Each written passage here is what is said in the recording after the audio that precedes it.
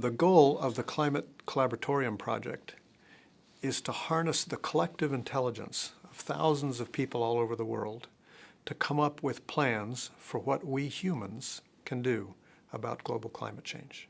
We're trying to get large numbers of people to work together using the internet to develop plans for what we should do about climate change, and then discuss and test those plans and select the best. There's three main technical sub-areas that all have their own research questions. The key areas are modeling, large-scale argumentation deliberation, and collective decision-making.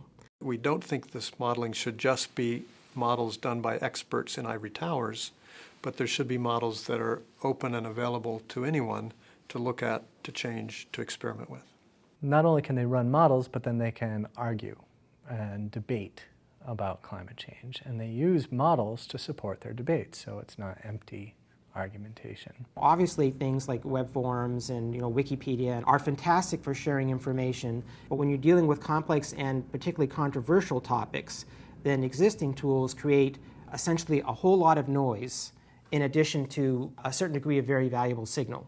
So if you take a discussion and then map it into a kind of tree of issues attached to ideas with a sort of halo of pros and cons around it, then you've taken a conversation that may be very redundant and changed into something that's compact and logically organized and easy to find the good stuff.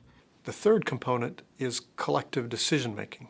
That is, how to let groups of individuals, through things like voting and rating, indicate which of the alternative models, plans, and arguments are most desirable, most appealing, and most plausible.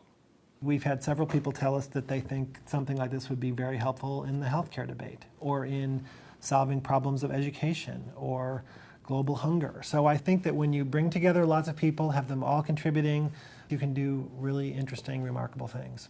The world is becoming more and more complex.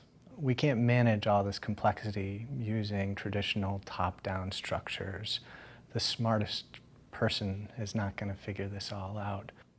So we need to find ways to better use all of our diverse capabilities. Fortunately, we have those capabilities at the same time we are confronting a problem that may be one of the most important problems for the survival of our species we've ever faced.